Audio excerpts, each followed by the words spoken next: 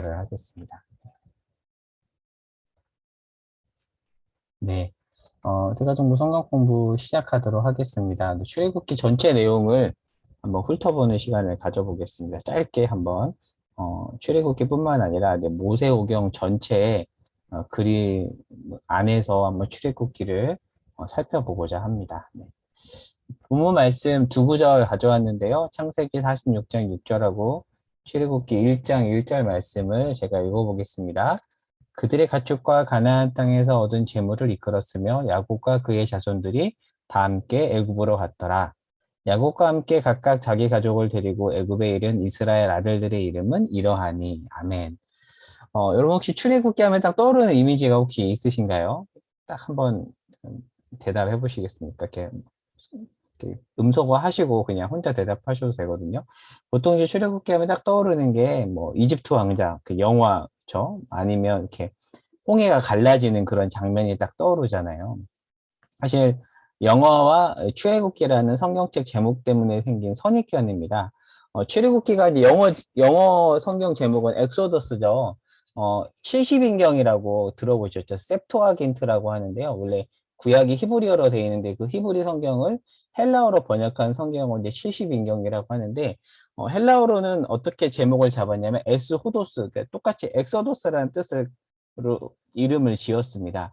근데 사실 출애굽기는 탈출에 관한 이야기가 전부가 아니거든요. 근데 이 제목이 그런 뉘앙스를 주죠. 그래서 우리가 보통 출애굽기 하면 탈출 그 이미지만 떠오르는데 그렇지 않다. 그래서 1장에서 40장까지를 간단하게 보면 사실 탈출에 대한 이야기는 15장까지밖에 안 돼요. 물론 이 안에도 모세와 미리암의 노래까지 포함한다면 탈출에 관한 이야기는 진짜 일부분이고요. 나머지는 광야 이야기, 율법을 받는 장면, 언약식을 거행하는 장면, 이후에 성막에 대한 내용이 있기 때문에 사실 이 출애굽기라는 제목은 출애굽기 전체 내용을 온전히 담아내는 그런 제목은 아닙니다. 탈출에 관한 내용은 한 3분의 1밖에 되지 않고요. 나머지는 율법과 성막을 다루고 있죠. 히브리어 제목은 엘레 쉐모트라고 하는데요. 이것은 이름들이다라는 그런 뜻입니다. 보통 히브리어는 성경 제목을 딸 때 그 문장 첫 절에서 따오거든요. 그래서 1장 1절에 있는 첫째 문장을 그대로 따서 이렇게 엘레 쉐모트라고 하는데 이것은 이름들이다. 잠깐 이 안에 굉장히 중요한 의미가 있는데 여기서 이름들이라는 단어 자체가 창세기하고 연결이 된 거예요. 왜냐하면 이 이름들은 누구의 이름들이냐면 야곱 자손의 이름들이거든요. 그래서 창세기와 출애굽기는 깊이 연결이 되어 있습니다. 창세기에 보면 야곱의 가족이 요셉이 총리로 있을 때 애굽에 내려가잖아요. 그래서 70명이 정착을 하는데 시간이 흘러서 애굽에서 그 수가 드디어 번성을 합니다. 하나님께서 아브라함에게 주신 그 자손에 대한 그 약속이 성취되고 있는 거죠. 자, 근데 하나님께서 자손에 대한 약속만 주신 것이 아니라 땅에 대한 약속도 주셨잖아요. 근데 이제 땅을 얻으러 가야 되죠. 그래서 약속이 성취되었고 이제 그 땅을 얻으러 가야 되는 그 이야기. 그래서 이 출애굽기는 창세기와 깊이 이렇게 연결이 돼 있다. 이런 관점으로 바라봐야 되고요. 그러나 시간 차이가 있습니다. 400에 430년, 보통 이제 400년이라고도 하지만 정확하게 하면 430년. 출애굽 12장에서 그러면 갈라디아에서 430년이라고 그렇게 표현을 하죠. 그래서 창세기와 출애굽기 사이에서는 400년의 간격이 있습니다. 자, 그런데 약간 어떻게 상황이 바뀌냐면 창세기 마지막 부분에서 이스라엘 민족들은 요셉이 총리로 있을 때 비교적 호의적인 대접을 받았는데 출애굽기 1장에 가면 애굽 사람들이 이스라엘을 괴롭히죠. 근데 그것에 대해서 1장 8절에서는 요셉을 모르는 새 왕조가 일어났다라고 이야기해요. 그러니까 이 왕조가 바뀌면서 이스라엘에 대한 어떤 정책이 바뀌었던 것으로 보입니다. 그래서 이 이스라엘은 70명밖에 되지 않았는데 점점 그 수가 늘어났는데 또 특이한 게 뭐냐면 굉장히 많은 시간이 흘렀음에도 불구하고 이 사람들이 동화되지 않고 정체성을 계속 유지하고 있습니다. 보통 한인 2세, 3세로 가면 한국인에 대한 정체성을 다 잃어버리잖아요. 그런데 이 이스라엘 민족들은 400년이 지났음에도 불구하고 언어와 어떤 민족에 대한 정체성을 계속 가지고 있는 거예요. 이것을 봤던 그 애굽의 새로운 왕조가 위기의식을 가지고 안 되겠다. 얘네들 불어났다가는 우리나라에 큰 위험이 되겠다라고 생각을 한 거죠. 물론 노예로서 여전히 활용하면서 두 가지 마음이 있었던 거죠. 그래서 이들을 이제 학대하기 시작을 합니다. 자, 근데 출애굽기 1장 12절에 가면 학대를 받을수록 번성을 하죠. 그래서 애굽 사람들이 근심하는 내용, 그 내용이 출애굽기 1장에 나와 있습니다.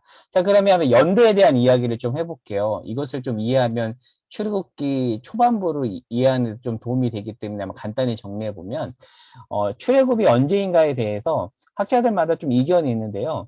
보수적인 입장은 BC 15세기로 보는 입장인데요. 근거가 있습니다. 근데 얼마 전에 살펴봤던 주일 설교 본문이기도 했는데 열왕기상 6장 1절에 가면 솔로몬 통치 4년째 곧 출애굽 후 480년이라는 언급이 있어요. 그러니까 솔로몬이 통치한 지 4년째가 출애굽 후 480년이라는 거죠. 그래서 계산을 해보면 솔로몬 통치 4년이 BC 966년이거든요. 연대계적으로 계산을 해보면 거기에 480을 더해서 출애굽 연대가 BC 1446년으로 보는 보수적인 입장이 있고요. 자, 근데 또 다른 입장이 13세기설인데 1장 13절에 가면 람셋 도시라는 그런 도시 지명이 나오는데 이 도시가 람셋 2세 때 건축한 것으로 이제 보는 거죠. 근데 이 람셋 2세는 실제 역사 기록에 따르면 이때 BC 1279년에서 1213년에 이렇게 재임했던 왕이거든요. 그리고 고고학적 발굴 결과도 이때쯤에 대대적인 파괴가 있었기 때문에 출애굽하고 연결이 된다는 거죠. 그래서 실제 출애굽은 BC 15세기가 아니라 13세기에 일어났다라고 보는 그런 입장이 있습니다. 자, 그러면 열왕기상 6장 1절에 480년은 뭔가 이제 이것에 대해서 이 입장을 가진 사람들은 여기서 말하는 480은 진짜 문자적인 480이 아니라 12지파를 상징하는 12 곱하기 한 세대를 상징하는 40 이것을 곱한 그런 숫자이다. 상징적인 숫자이다라고 봅니다. 근데 이 두 가지 입장 말고 하나 더 있어요. 출애굽은 허구다라고 보는 입장도 있는데 사실 그것은 이제 자유주의적인 입장이기 때문에 굳이 이제 소개하지 않겠습니다. 자, BC 15세기를 출애굽 연대로 보는 보수적 입장에 따르면 투트모스 1세 때 모세가 태어났고 투트모스 3세의 아들인 아멘호텝 2세 때 출애굽을 한 거예요. 그래서 학자들은 모세를 데려간 공주가 실제 역사에 나오는 하셉수투라고 이렇게 봅니다. 그런데 진보적 입장에 따르면 출애굽 연대로 이때를 출애굽 연대로 보는 입장에 따르면 람세스 1세나 세트 1세 때 뭐 출애굽을 했다 그렇게 이제 보기도 합니다. 연대를 이렇게 정리해 봤는데 자 그러면 이 질문을 해보거든 답을 해볼게요. 자 그러면 왜 이 애굽이 요셉과 이스라엘에 대한 입장을 바꾸었을까? 이에 대한 설명인데요. 요셉이 애굽에 들어갈 때, 그러니까 애굽의 총리가 됐을 때 애굽의 왕조는 힉소스 왕조로 봅니다. 근데 이 힉소스 왕조는 정통 애굽 사람들이 아니라 외부에서 유입된 이 히브리족과 연결된 셈족 계열이에요. 그러니까 굉장히 이제 이스라엘 사람들에게 호의적이었다라는 거죠. 근데 이 애굽의 왕조가 다시 이 힉소스 왕조가 무너지고 본토 왕조로 넘어가요. 그래서 본토 왕조로 넘어가면서 이 히브리 사람들에 대한 기조가 바뀌었다라는 거죠. 그래서 호의적이었던 그 정책이 반대로 바뀌었다 보통 그렇게 설명을 하거든요. 그래서 왜 이스라엘 사람들을 학대했는지에 대한 한번 역사학적으로 한번 설명을 해봤고요. 자, 이제 한번 전체 그림을 그려보겠습니다. 키워드로 그려보면 1장에서 4장까지는 모세를 부르시는 내용이 주된 장면이고요. 그리고 5장에서 15장 21절까지는 이제 10가지 재앙과 애굽 탈출 이야기, 그리고 15장 22절에서 18장 27절까지는 1차 시대 광야 여행입니다. 그리고 지금 우리가 매일 살펴보고 있는 현재 본문 19장 1절에서 24장까지는 율법을 수여받고 언약식을 거행하는 장면이 나오고요. 그리고 25장부터 40장까지는 성막에 대한 하나님께서 지침을 주시고 성막을 만드는 장면이 나오는데 여기서 보면은 언약을 파기했다가 다시 재언약을 맺는 장면과 그 이름도 유명한 그 아론이 가담했던 그 금송아지 숭배 사건이 또 32장에 등장을 합니다. 자, 그러면 제가 여기서 1차 광야 여행이라고 했는데 왜 1차 광야 여행인가? 2차 광야 여행도 있는가? 질문을 해보면 있습니다. 한번 그것은 한번 모세오경 전체를 통해서 볼게요. 제가 창세기, 출애굽기, 레위기, 민수기, 신명기를 다 이렇게 한번 적어봤는데요. 창세기는 하나님의 첫 창조 이야기고요. 그 다음에 첫 약속에 대한 이야기라면 이제 출애굽기를 통해서 약속이 성취되죠. 근데 레위기는 출애굽기와 연결이 돼요. 그러니까 출애굽기 마지막에 성막이 완성이 되고 레위기 1장 1절이 어떻게 시작이 되냐면 하나님께서 모세를 회막에 불러서 이 성막을 어떻게 사용해야 되는지 제사를 어떻게 드려야 되는지에 대해서 설명을 합니다. 그래서 레위기는 출애굽기와 분리된 책이 아닙니다. 그래서 레위기를 한마디로 이야기하면 성막 사용 설명서라고 볼 수 있습니다. 자, 그리고 계속해서 이스라엘 백성들이 시내산에 민수기 10장 10절까지 체류를 해요. 계속 체류합니다. 그리고 드디어 민수기 10장 11절에 이르러서 이제 율법을 가지고 성막을 가지고 다시 광야로 떠납니다. 이거 그래서 이제 이때 여행이 2차 광야 여행이죠. 근데 이 2차 광야 여행 때 무슨 일이 일어나죠? 가나안 입성을 앞두고 가데스 바네아에서 불순종하죠. 정탐꾼을 보냈는데 두려워 떨면서 불순종하면서 이렇게 뺑뺑이를 돌잖아요. 이렇게 뺑뺑이를 돌다가 드디어 40년 만에 가나안 앞인 모압 평지에 이릅니다. 그래서 바로 그 자리에서 모세가 출애굽 1세대가 아니라 출애굽 2세대에게 신명, 그러니까 신명기의 신명이 무슨 뜻이냐면 신의 명령이라는 뜻이 아니라 여기서 말하는 신은 다시 신자잖아요. 율법을 재차 다시 이야기하는 세 번의 설교 내용이 신명기에 나오잖아요. 그래서 재차 율법을 설명하는 그 내용이 바로 신명기입니다. 그래서 창세기부터 출애굽기, 레위기, 민수기, 신명기 이렇게 쭉 이게 연결이 됩니다. 그래서 우리는 이 책들을 각각 분리해서 볼 것이 아니라 하나의 책으로 이렇게 살펴보면 훨씬 이해가 쉽습니다. 그래서 도표를 그려봤어요. 이렇게 도표를 그려봤는데 이해가 잘 될지 모르겠습니다. 그래서 지금 우리가 출애굽기 이 부분 이제 지금 살펴보고 있잖아요. 그래서 1차 광야 여행. 시간으로 본다면 출애굽기 19장부터 민수기 10장 10절까지가 무대가 시내산이고요. 1년입니다. 딱 1년.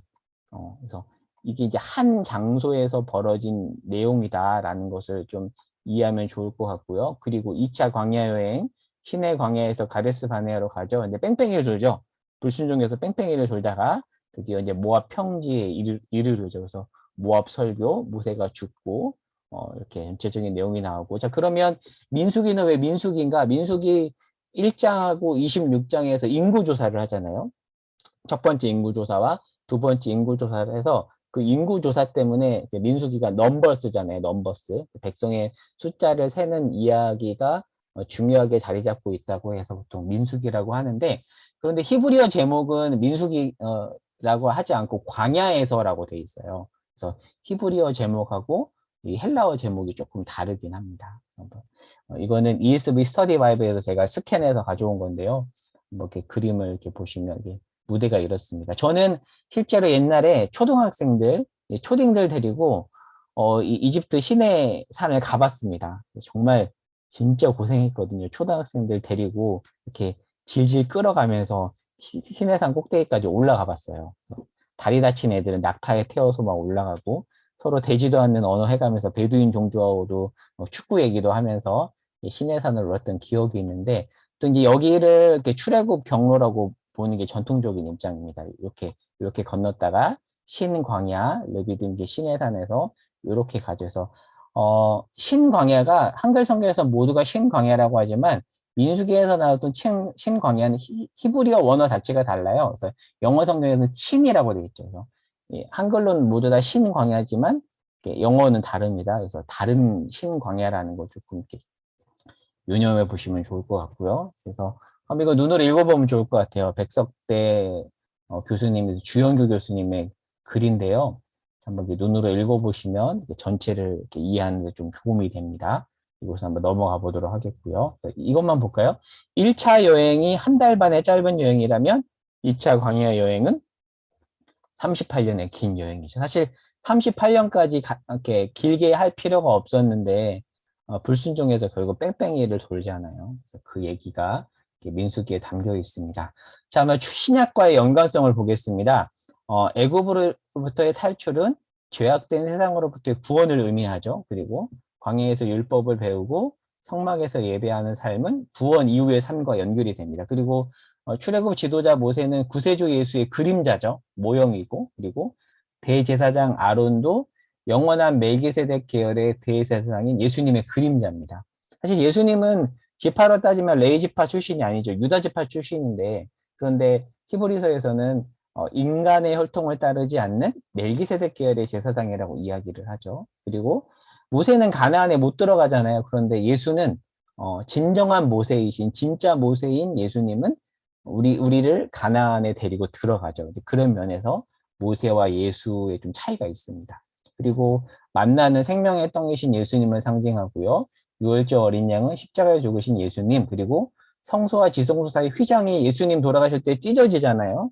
예수님의 육체를 상징합니다. 그래서 이렇게 신약 복음서와도 연결이 됩니다. 그리고 히브리서 10장에 보면 이런 표현이 있죠. 우리가 예수의 피를 힘입어 성소에 들어갈 담력을 얻었다. 사실 히브리서가 굉장히 어렵죠. 우리가 지금 구역 공과교재도 히브리서인데 히브리서를 제대로 이해하려면 사실 출애굽기와 레위기를 잘 이해할 필요가 있습니다. 그래서 출애굽기와 레위기를 모르면 이해하기 어려운 책이 히브리서라는 거 한번 참고로 이렇게 말씀을 드리고요. 정리 및 적용입니다. 자, 소유와 제사장 나라라는 키워드로 한번 정리를 해볼게요. 자, 출애굽기는 아까 말했던 것처럼 탈출 이야기가 전부가 아닙니다. 15장까지 구원 이야기를 다루고 이후에 40장까지는 구원받은 백성이 어떻게 살아야 되는지에 대해서 이야기를 하는데, 자, 그런데 그렇게 구원받은 백성이 어떻게 살아야 되는지에 대해서 말씀하면서 가장 처음 주신 말씀이 19장 5절에서 6절이에요. 이 말씀 정말 유명한 말씀이죠. 한번 읽어보겠습니다. 세계가 다 내게 속하였나니 너희가 내 말을 잘 듣고 내 언약을 지키면 너희는 모든 민족 중에서 내 소유가 되겠고 너희가 내게 대하여 제사장 나라가 되며 거룩한 백성이 되리라. 너는 이 말을 이스라엘 자손에게 전하라고 하나님께서 모세에게 말씀을 하시죠. 자, 근데 이스라엘 백성이 오해라고 적어놨는데요. 이스라엘 백성들이 이 말을 가지고 어떤 오해를 했냐면 배타적 선민사상을 이들이 가졌습니다. 그러니까 어떻게 보면 이 앞부분에 방점을 찍은 거죠. 소유가 되었다. 아, 우리는 하나님의 소유다. 사실 맞는 말인데 이 말이 이제 어떻게 하냐면 우리는 하나님의 소유다를 넘어서 우리만, 너넨 아니야. 우리만 하나님의 소유야. 이런 식으로 배타적인 선민사상으로 가져가 버렸습니다. 그런데 사실 이 소유라는 단어가 보물이라는 뜻이 있거든요. 히브리어로 보물. 그러니까 하나님의 귀한 어떤 자녀라는 의미가 있는데 사실 이것을 기억하는 것은 굉장히 중요하죠. 자, 근데 이 후반부에 가면 하나님께서 뭐라고 말하냐면 내가 너희를 소유 삼았는데 왜 소유 삼았는가? 이렇게 말합니다. 너희가 내게 대하여 제사장 나라가 돼야 된다라는 말을 하거든요. 그러니까 어떻게 보면 유대인들이 앞부분에만 초점을 두고 뒷부분을 놓쳐버렸다라는 것을 우리는 여기서 알 수 있습니다. 그러니까 이스라엘 백성들을 하나님께서 소유로 삼으신 것은 제사장 나라, 거룩한 백성이 되도록 하기 위해서 그들을 소유 삼으신 건데 유대인들이 어떤 오해를 했냐면 뒷부분을 빼버리고 앞부분만 그냥 가져와 버린 거죠. 그래서 배타적 선민 사상을 이들이 지금도 가지고 있기 때문에 어찌 보면 하나님의 말씀을 절반만 이해한 것이다라고 볼 수가 있습니다. 이스라엘은 택함받고 그리고 타락하고 하나님을 모르는 백성들 앞에서 제사장 나라로 그리고 예배하는 자로 살아야 되기 때문에 하나님의 선택은 배타적 선택이 아니라 선교적 선택이거든요. 선교적인 선택입니다. 그래서 올바른 선민 사상은 뭐냐면 하나님이 나만 구원하고 나머지는 버렸다. 그게 아니라 하나님이 나머지를 구원하기 위해서 나를 택했다. 나만 복을 누리는 것이 아니라 나를 통해서 복이 흘러가야 된다라는 그런 생각을 가지고 있어야 된다라는 거죠. 그래서 우리가 이 내용을 통해서 이런 좀 생각을 해볼 수 있을 것 같아요. 하나님이 왜 이 시대에 우리를 크리스천으로 그리고 교회로 부르셨는가? 하나님 왜 우리를 소유로 부르셨는가에 대해서 생각해 볼 수 있고 조금 확장해 본다면 이 시대의 교회의 존재 이유는 무엇인가? 그리고 이 시대에 그리스도인의 존재 이유는 무엇인가에 대해서 우리가 생각해 볼 수 있을 것 같습니다. 제가 원신론적 선교와 구신론적인 선교라고 적었는데요. 원신론적 선교는 이런 거죠. 이렇게 모이는 거잖아요. 이렇게 나가는 거잖아요. 그래도 이렇게 나가는 거. 보통 우리가 선교하면 나가는 거라고 생각하는데 선교학에서는 구신론적인 선교도 얘기하거든요. 그러니까 뭐냐면 오는 거예요. 이렇게. 나가는 것도 선교지만 사람들이 오도록 하는 거. 그래서 이것을 복음의 가시성이라고 하는데 좀 쉽게 설명하면 이런 거예요. 그러니까 존 스토트가 로잔 대회에서 이런 말을 했거든요. 복음은 우리가 들려줘야 되는 동시에 보여줘야 된다라는 말을 했어요. 그래서 왜 자꾸 사람들이 복음을 듣지 않고 복음을 받아들이지 않는가에 대해서 존 스토트가 무슨 말을 하냐면 복음 제시 부재 때문만은 아니다라는 말을 해요. 무슨 말이냐면 우리가 복음을 들려주긴 했지만 외치긴 했지만 성경책을 보급하긴 했지만 복음을 삶으로 보여주지 않았기 때문이다. 그래서 어떤 복음의 가시성이란 말을 하거든요. 그러니까 어떻게 보면 구신론적인 선교라는 것은 우리가 굳이 복음을 전하지 않아도 우리의 모습을 보고 우리 어떤 삶의 양식을 보고 우리의 가치관을 보고 사람들이 들어오는 거죠. 구신론적으로. 아, 우리와 다르구나. 사실 초대교회 선교는 대부분 원심론적인 선교라기보다는 구신론적인 선교였습니다. 에스더서에서도 사실은 구신론적인 선교가 잘 나오거든요. 근데 저는 이거냐 저거냐가 아니라 이 두 가지가 다 중요한 것 같아요. 우리가 직접 복음을 전해야 되고 들려줘야 됨과 동시에 우리가 복음을 보여줌으로써 사람들이 우리를 보고 들어올 수 있도록 하는 거, 이 역시 중요하다라고 보는데 그 이야기를 존 스토트가 로잔 대회에서 했거든요. 그래서 한번 정리하면서 이 말씀을 한번 드려봤고요. 율법에 대해서 간단하게 이야기하면 율법은 출애굽 이후에 주어졌죠. 율법을 지켰기 때문에 출애굽한 것이 아니라 은혜로 출애굽한 백성에게 준 것입니다. 그러니까 율법 준수는 출애굽 구원의 조건이 되지 못하죠. 율법 이후에 주어진 것이라는 거. 그래서 우리가 율법에 대해서도 양극단을 피하면서 왜 하나님이 율법을 줬는지 잘 정리할 좀 필요가 있을 것 같습니다. 그래서 율법에 대한 두 가지 극단, 율법주의, 율법 폐기론이죠. 그래서 구원의 조건으로는 필요 없지만 구원 이후 삶의 규범으로는 중요합니다. 그런데 같이 이게 전자만을 강조하다가 율법 폐기론으로 갈 수 있고요. 후자만 강조하다가 또 율법주의도 갈 수 있습니다. 그래서 교회 안에서 늘 이 긴장이 있고요. 극단의 강조 때문에 생기는 부작용들이 참 많은 것 같아요. 그래서 이 한 가지 극단의 사례인데요. 이 남가주 서만화교회 예전에 한참 많은 분들이 이분 설교를 많이 들었는데 이분은 이제 사실 교묘한 율법 폐기론이거든요. 율법 지킬 수 없다?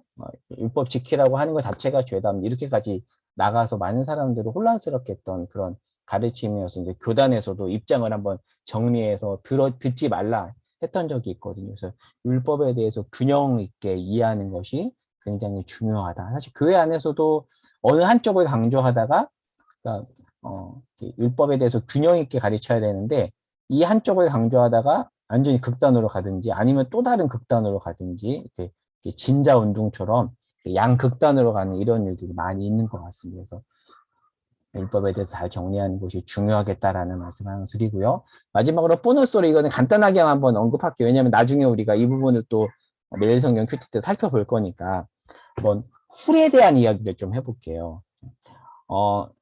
출애굽기 24장에서 이스라엘 백성들이 이제 언약식을 체결하잖아요. 그래서 모세가 산에 올라가는데 40일 동안 내려오지 않으니까 그 유명한 사건이 벌어지죠. 아론을 필두로 금송아지 우상을 만드는 잘못을 범합니다. 그러다 하나님이 언약을 파기하시죠. 그리고 다시 모세의 중보를 통해서 언약을 갱신하시는데, 자, 근데 이 아론은요, 나중에 대제사장 직분으로 임직을 받아요. 근데 어떤 생각이 들 수 있냐면 그 사람이 대제사장 직분을 받은 것은 뭐 그렇다 실 수 있지만 그래도 예전에 금송아지 만드는 일을 주도하지 않았는가?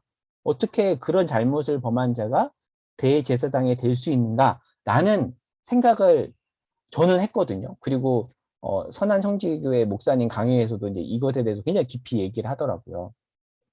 이게 그림으로 표현을 한 건데, 자, 그러면 한번 이 아론에 대한 이야기를 해보면 조금 더 앞으로 넘어가서 출애굽기 17장에서 아말렉과의 전투 때 모세가 손을 들면 이기고 손을 내리면 지는 일이 있을 때 이때 아론과 여기서 훌이 나오죠, 훌. 아론과 훌이 이 모세의 팔을 붙들어 올렸잖아요. 그래서 팔을 들면 이기고 내리면 지는 그 전쟁이 일어나잖아요. 근데 그 이후에 이 아론과 훌이 또 어디에 등장하냐면 모세가 율법을 받기 위해 시내산에 올라갈 때 이 아론과 훌에게 위임을 해요. 이때까지 아론과 훌이 등장을 합니다. 계속, 그러니까 아론과 훌은 계속 같이 다녀요. 자, 근데 이 금송아지 사건 때는 훌이 안 나와요. 그러니까 아론만 나와요. 그러면 성경을 예리하게 보시는 분들은 질문이 들겠죠. 훌 어디 갔지? 그러면 아론과 같이 주도했는가? 근데 성경이 훌에 대한 언급을 하지 않다가 언제 훌이 나오냐면 나중에 그 성막을 세우는 사람으로 부살레가 오홀리압을 세우는데 그때 이 부살렐에 대해서 어떻게 이야기하냐면 이 부살렐은 유다 지파 훌의 손자라고 이야기를 해요. 그러니까 부살렐이 언급할 때 그의 할아버지가 훌이다라는 이야기를 하거든요. 그러니까 뭐 잘 이제 여기서 한번 생각을 해볼게요. 훌의 손자인 부살렐은 성전 건축 책임자였고 동시에 그 나중에 출애굽기 가면 제사장의 옷도 만들고 옷을 입혀주는 역할도 하거든요. 자, 근데 이 아론과 그 후손, 금송아지 사건을 벌였던 그 사람들이 부살렐이 만든 성전에 들어가서 부살렐이 만든 제사장 옷을 입는 것. 자, 이것이 어떠하다는 건가에 대해서 제가 보충 설명을 해보겠습니다. 자, 출애굽기 미드라시, 그러니까 미드라시 또는 탈무드를 쉽게 말하면 이게 유대인들이 성경을 주석한 책이라고도 볼 수 있거든요. 근데 미드라시에 따르면 성경이 아니니까 정말 정확한 사실은 아닐 수 있지만 성경 학자들은 이게 합당하다라고 이야기하는데 이 미드라시에 보면 아론과 백성들이 금송아지를 만들 때 이 훌과 그의 아들이 우상 숭배를 막다가 돌에 맞아 순교했다라는 기록이 있습니다. 만약 이 내용이 맞다면 우상 숭배를 도운 아론은 대제사장은 되고 대제사장이 되고 훌과 아들은 그냥 죽어버린 것이니까 인간적으로 보면 굉장히 속상한 일이잖아요. 자, 근데 성막을 세우는 이 부살렐이 훌의 손자라고 했잖아요. 그래서 한번 이 송병주 목사님의 강의에 나오는 내용을 한번 제가 읽어볼게요. 마지막 부분이거든요. 이것만 읽고 이제 끝이 나는데 한번 읽어볼게요. 아론과 그의 아들들은 부살렐이 세운 성막에 들어갑니다. 부살렐이 만든 제사장 옷을 입습니다. 어떤 의미일까요? 아론과 그의 아들들은 가문의 영광이 아니라 수치와 죄를 직면하고 부살렐을 통한 치유와 용서 앞에 직면하게 됩니다. 우리가 죽게 한 훌의 손자가 입혀준 제사장 옷을 입고 훌의 손자가 세운 성막 안에 있으면 가문의 영광을 자랑할 수 없습니다. 은혜와 용서, 치유의 역사 아래 있게 됩니다. 그래서일까요? 출애굽기 40장은 성막이 완성되었다고 마치지 않고 부살렐이 지은 대제사장의 연미복이 완성되고 아론과 그의 아들들에게 입혀졌다고 하며 완성되었다고 합니다. 성막은 단지 종교적 조형물이 아니라 덮어주신 은혜, 바로 치유와 용서의 상징입니다. 그것을 부살렐과 아론 사이에서 일어남으로 더욱 온전히 완성됩니다. 성막에는 이렇게 덮어주신 치유와 용서의 은혜가 있습니다. 참 신기한 부분이죠. 그러니까 성막에는 어떻게 보면 아론은 제사장감이 대제사장감이 될 수 없는 사람이에요. 그러니까 이 부살렐이 만든 성막에 들어갈 때마다 굉장히 부끄럽지 않았을까요? 그리고 자기가 이렇게 죽였던 그 훌의 손자가 입혀준 옷을 입었을 때마다 정말 부끄럽지 않았을까요? 그런데 그 중심에 하나님이 계시고 그들이 서로 너네 뭐야 이렇게 하는 것이 아니라 그 하나님의 은혜, 지성소, 언약궤, 멀시 시트라고 하잖아요. 그 안에서 함께 하나님을 예배하고 함께 나아간 그것이 바로 성막이라는 것. 이것을 통해서 한번 생각해 볼 수 있는데 교회가 그런 곳이 아닐까, 그리고 가정도 그런 곳이 아닐까에 대해서 한번 이 부분을 통해서 생각해 볼 수 있는 것 같아서 한번 이 내용을 마지막 보충 자료로 한번 넣어봤습니다. 여기까지 한번 출애굽기 전체의 내용을 한번 아주 간략하게 한번 훑어봤고요. 속으로 질문을 두 가지 넣어봤습니다. 오늘 내용을 통해서 한번 깨달은 점이 있다면 한번 나누어 보시고요. 두 번째는 하나님은 왜 금송아지 사건을 도운 아론을 대제사장으로 임명했을까? 그러니까 그에게 이 대제사장직이 그냥 제사장도 아니고 대제사장이잖아요. 그 직이 명예직이었을까? 그리고 역할을 감당할 때마다 어떤 마음이었을까에 대해서도 한번 시간이 된다면 이렇게 나눠보는 시간을 가졌으면 좋겠습니다. 그리고 또 뭐 더불어서 뭐 어떻게 지내는지 등등 한번 나눠보시면 좋을 것 같습니다. 강의는 여기까지 하고요. 뭐 그룹별로 나눠보도록 하겠습니다. 네.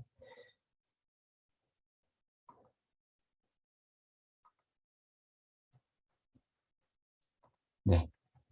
강의실 이렇게 잘 모여 있는데요. 네. 저희 오랜만에 모였으니까